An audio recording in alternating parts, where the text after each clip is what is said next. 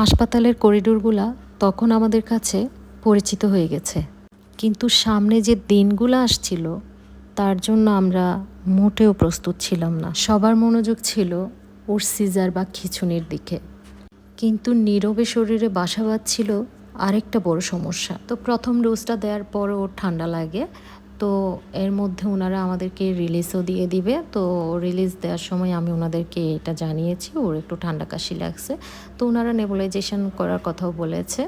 তারপরে ওনারা আমাদেরকে রিলিজ দেওয়ার সময় যেটা বলল যে 15 দিন যখন শেষ হবে ইঞ্জেকশনের, তখন একটা ইজি করে হচ্ছে ওনাদের কাছে আমরা যাব, ওকে সহ নিয়ে যাব, কারণ ওনারা ওকে হচ্ছে একটু চেক করবে।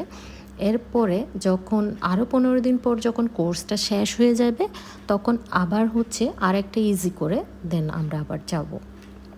তো আমরা বাসায় চলে আসলাম। বাসায় চলে আসার পর ওর ঠান্ডা কাশিটা আসলে ছিল, কম ছিল, একটু বাড়ছিল, আবার আবার কম ছিল, এরকমই ছিল।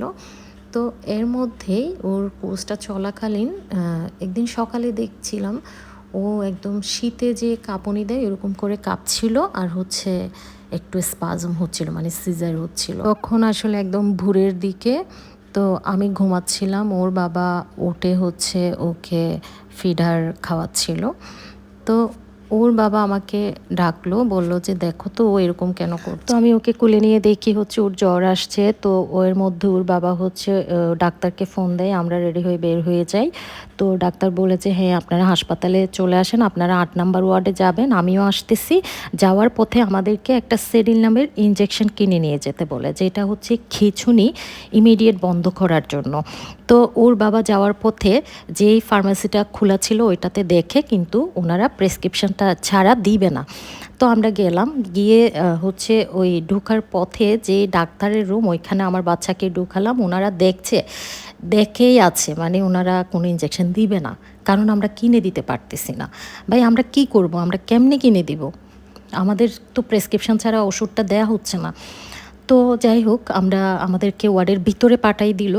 তখন আমার বাচ্চার 105 ডিগ্রি জ্বর, জ্বরও মাপতেছে না, কারণ ওনাদের কথা হচ্ছে থার্মোমিটার আমরা কিনে আনলে জ্বর মাপবে, আমরা ওষুধ কিনে দিলে তখন ওকে হচ্ছে ওষুধ দেওয়া হবে, এইটাই আর কি। তো ওইখানে যে প্র্যাকটিস যারা করে ওই ধরনের কিছু ডাক্তার আর কি আসলো। উনি আমার বাচ্চার আরেকজনের থেকে থার্মোমিটার নিয়ে আমার বাচ্চার জ্বর মাপলো, জ্বর মেপে বলতেছে যে ওর তো 105 ডিগ্রি জ্বর। তখন আমি আসলে নিজেকে আর ধরে রাখতে পারি না, আমি বলতেছি কি এরকম হাসপাতাল যে একটা